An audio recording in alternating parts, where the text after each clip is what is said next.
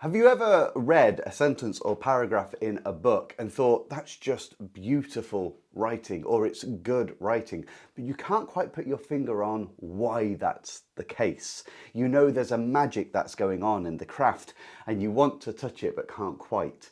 Well, if that's ever happened to you, either as a reader who wants to get much more out of their reading, or as someone who likes to write and is practicing the craft of writing, you're going to enjoy this video. Because recently I was reading Brideshead Revisited for my Patreon community book read, and numerous paragraphs stood out, and one of them I'm going to share with you in a moment. And what we're going to do is break it down to see just how much is happening in just 2 sentences that helps you appreciate just what language does to us, how it shapes the way we perceive the world, the way we set our memories inside us, and how images can be brought forth with actually very basic and plain words.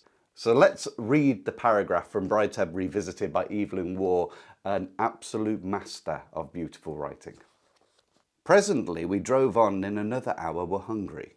We stopped at an inn, which was half farm also, and ate eggs and bacon, pickled walnuts and cheese, and drank our beer in a sunless parlour where an old clock ticked in the shadows and a cat slept by the empty grate. Do you find that slightly nostalgic? Do you feel you can see the scenery, get the atmosphere, and yet recognise there's not that much inside the 2 sentences of description? Well, what we're going to do now is I'm going to put the 2 sentences on the screen and we're going to go through them and break them down to see just how brilliant and how much is going on in this paragraph. So here is that paragraph, just the 2 sentences on screen, and we're going to go through it and break it down, look at it carefully to see if we can understand just how much craft is going on in the sentence, how it affects us, and then appreciate why it's such good writing. We'll just take a look at the first sentence right here. So, presently we drove on and in another hour were hungry. Just 10 words in that sentence, and yet there's quite a remarkable amount inside it. So, first of all, what we want to notice is the opening word, which of course is presently, and I'll underline it now. So there we go, presently. That word is one of 2 words in this whole paragraph that is Latinate, or Latin. It comes from the Latin through the French into the English language. And so it's not an Anglo Saxon word. It's not a completely native word. And what happens with Latinate words is it tends to give us a sense of education, polish in speech. And that's very appropriate for the person who's talking, because this is an Oxford University student who comes from a well-to-do family and is actually journeying with his other friend to his friend's family aristocratic seat, Brideshead. Excuse the poor handwriting there. I find it difficult to write on an iPad. The other thing this word does is it introduces the idea of time and momentum. And I want you to look out for this as we go through the rest. Waugh is writing a very nostalgic atmosphere, so time is going to be involved. It's a reflection on a past event. But momentum is so important as well, because when we tend to remember a particular moment in life, it's not just a freeze frame. Occasionally we can have freeze frame images of maybe how our bedroom looked when we were kids, or a particular piece of architecture. But when it's nostalgia, we tend to be involved with an activity. And so there's a need for movement to be happening, but slowed down. So look for that. So that was presently. One word is the right word for the person speaking and to give us the atmosphere of memory. Next in the sentence, though, did you think there was something missing? And in particular, at this point right here, because you would normally expect a comma just there. Presently we drove on, and in another hour were hungry.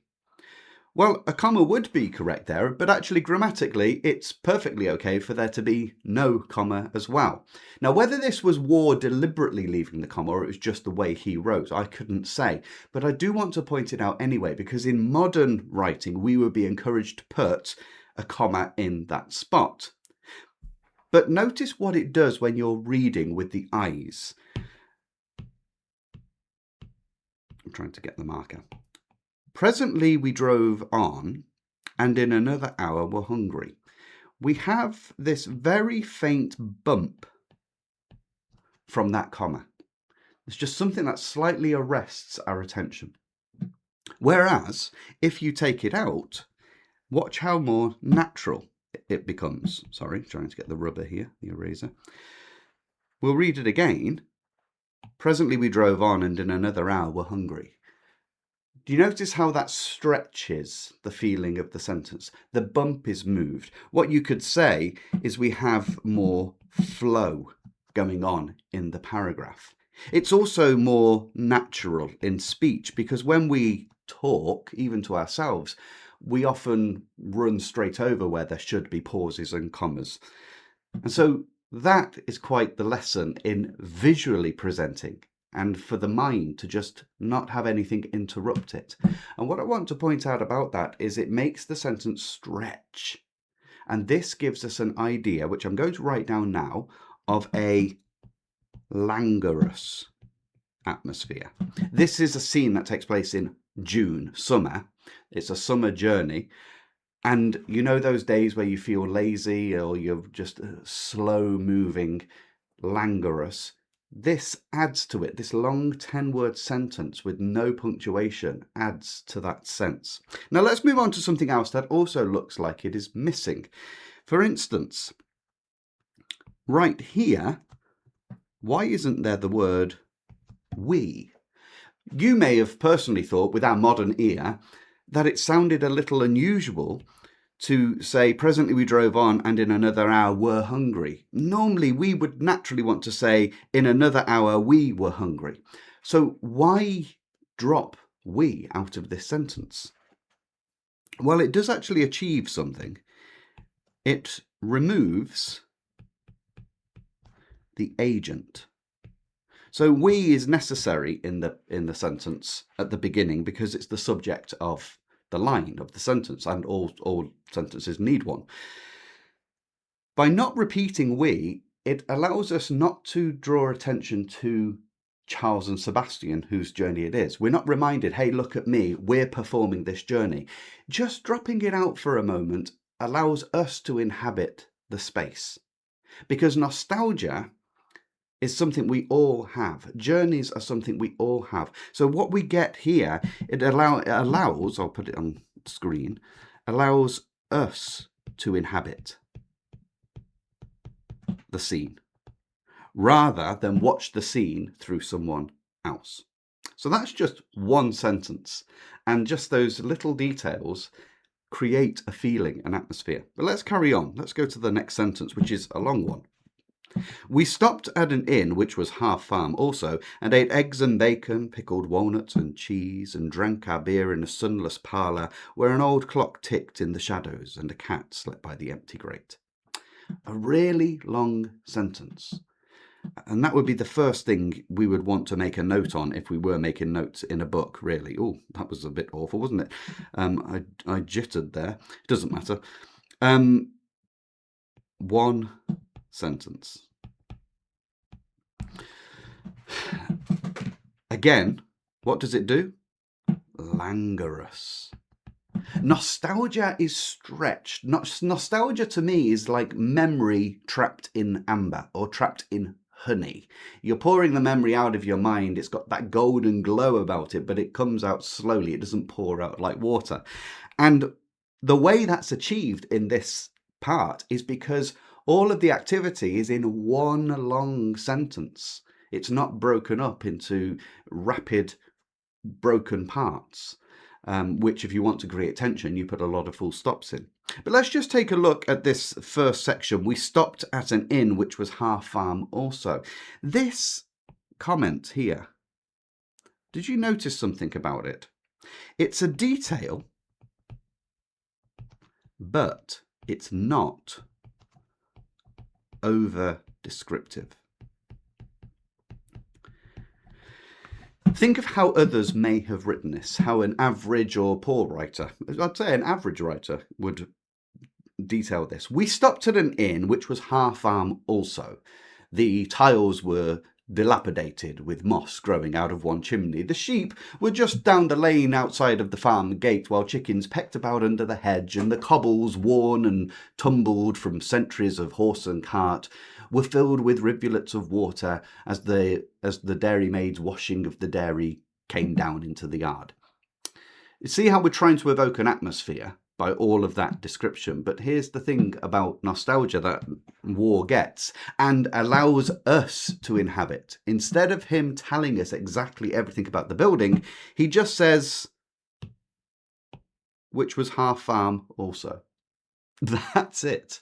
We know what he means. We have an inn, so a place to eat food, but actually it's just a working place. It tells us it's rustic.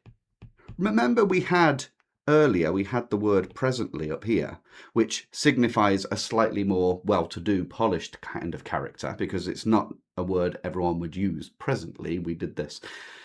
It shows they're not going on a tour of smart places that only the aristocrats go on. This is rustic, rural England.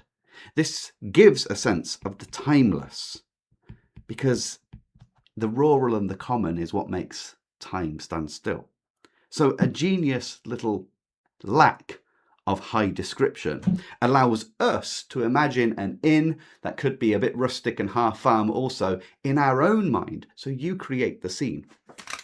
And now let's go to the next bit. We have a list of food that we go through. And ate eggs and bacon, pickled walnuts and cheese, and drank our beer in a sunless parlour. And it carries on. Now, what's going on with this? There's a critical part of this that we want to pay attention to. We had it here, and. But then notice also we have and here, and here, and here, and here. And actually, we'll have and down here as well. That's 6 ands in 2 sentences. And this actually has a name. Now, actually, it only belongs to 4 of the 6 ands, but this is one of them here. It's called parataxis, and is closely linked to another rhetorical device called polysyndeton. Now, I only give the name so you can look them up if you're interested. What does that word and do? Well, actually, it links the clauses together in a sentence, but it doesn't subordinate one clause to the other. And that gives us a sense of fullness. We don't say we stopped at an inn, we ate eggs, bacon, pickled walnuts, cheese, beer, which would just be a list, an itinerary. And it would be accurate and it would fit for some paragraphs, but not when you're trying to make a lazy, long, warm journey that you remember fondly from the past. There's a fullness that comes out of this. When you think of the food, you feel full in sensation. This is an ongoing meal with a friend. You sense the table is piled up with stuff, that it's not a refined several courses given and then taken away and then replaced. It's just a full, almost picnic, a ploughman's bruncheon, as it were. That's all achieved by the ands stretching the moment out. But not only the ands. Here's the next bit to observe. We have eggs and bacon, and I'll just point out here that this and is not part of the parataxis. It's a connective because these are being lumped together. Eggs and bacon come together. However, eggs and bacon, and then look at the next piece of food, pickled walnuts and cheese and beer. Now, our two characters, when they drink, normally drink fine wine or champagne, but here it's beer. What do you notice about all of the food? All of the food is common fare. It's a simplicity. And that's something we love in nostalgia. But notice also that all of these words, including the words for food, they're all, I'll change the colour for this, they're all Anglo Saxon words. Anglo Saxon words. And I wish I hadn't written it there, of all things. You'll see why in a moment. Anglo Saxon, the common language, the historic language, the language of deep time for Britain. And then we move on to the next. So we get common language with common fare, and a rustic farm. It's life without any fripperies, life without any artificiality. And that's part of what makes a very nostalgic moment. However, I do want to point out something in where I've just written Anglo-Saxon words is quite amusing, really, because of this word here. Parlour is the other Latin word in the paragraph. And it, again, from the Latin through French, we get parlour. And it's just the right word in the right place. Because remember what this actual establishment is? We stopped at an inn, which was half farm. It's a rustic place. But because it's been made for travellers, this is called the parlour. And it's a bit dingy, to be quite honest. But it tells you how the people who run the place think of it, and those visiting it. It's the parlour, though it would not be a parlour like you would find in Brideshead itself.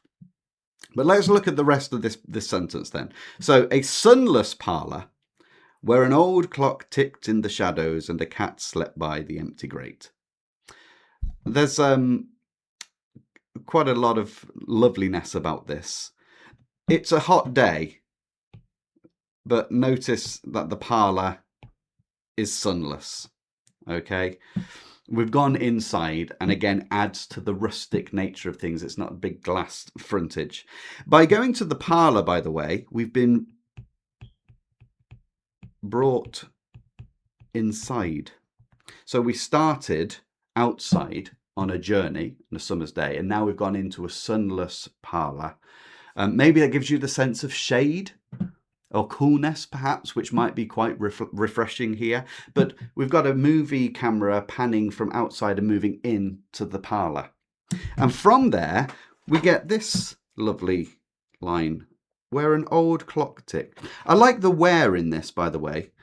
It doesn't say a sunless parlour, full stop. An old clock ticked in the shadows. Where an old clock ticked. It's just this constant stretching out of the sentence. It's like telling a fairy tale from long ago. Do you see how it's all being pieced together? And Waugh was fanatical on editing his writing. So much of what we read is not accidental. But an old clock ticks. So old is time. Clock is time. And tick is the sound of time. It just, remember we talked about nostalgia being a memory trapped in honey? It doesn't sort of slush out, it sort of slowly drips out, and it's wrapped in time. What a beautiful, beautiful line. And you could think, well, anyone could say old clock ticks, but it's picking the right words for the right scene and putting them in the right place with the right melody. That's what makes this a beautiful piece of writing. We get the shadows, again, maybe cool, but actually, again, it drags us further into the interior. The shadows contrast with the sun outside. And then we get a cat slept by the empty grate. What a lovely, charming scene of domesticity. We also get the coolness. The grate is empty. There's a certain amount of greyness in this now. I imagine a bit of ash in the grate. It's empty, but a bit ashy. We're in the shadows, in a sunless parlour. I imagine that it must be farmhouse walls, which are grey stonish, not red brick. Notice the vibe it gives you by stretching it out and linking these words that match each other. Sunless, shadows, grate. Grate's, like I say, it's got ash in. It's black. beautiful. I do want to mention another little point here about the word the. Maybe it seems small, but there's a rhythm thing here. There could be more, but a rhythm thing at least. The empty grate, the grate belongs to the house, okay? It's the correct way of thinking of it. Look at the grate over there. Have you seen that family's grate? You know, whatever it may be. And if you think that's odd, Mr. Collins talks about fireplaces in Pride and Prejudice belonging to a house. However, compare it to a cat and an old clock. They don't necessarily belong, do they? This could be a stray cat. We don't know it belongs to the house. So it's not, and the cat slept by the empty grate. I do feel that just lyrically, a cat slept by the empty grate rolls better than the cat slept by the empty grate. I think that stumbles the mellifluous nature of the line. But an old clock ticked. I mean, they could have, for their parlour, they could have gone out and got an old clock. But also notice, once more, lack of detail. Because nostalgia doesn't need detail. If you're trying to invoke it in your reader, they can fill it in. We've all eaten eggs and bacon. We've all had cheese, maybe not pickled walnuts. We all have drank beer. By the way, does it make you want to at least try a pickled walnut? Interesting thing about these sentences. They feel so idyllic. You're like, oh, I want to have a go at that. I wonder what that tastes like. On paper, it sounds wonderful. You know, it's all built up beautifully, but it's not over detailed. It doesn't say bacon that had been matured or sourced from Wales, or eggs that were home hatched. Well, obviously you wouldn't want a hatched egg. Pickled walnuts from Scotland. It doesn't say any of that. It doesn't talk about the old clock ticked with the slow tick of the brassy pendulum that had swung its way through 2 centuries of a family's history. You know, we sometimes try, poor writers and average writers will try to overload the sentence, thinking that the more brilliantly they describe, the more vivid it appears. Waugh explains no. All you need is an old clock ticked. Shadows, we don't get told what casts the shadows. Cat, we don't get told what colour or type of cat. And an empty grate, we don't even get the colours. I thought of ash and darkness and black because of my memories of empty grates. He doesn't describe it, and that is absolutely beautiful writing. He says what he wants to say in the best way to say it and makes us feel exactly what he wishes us to feel.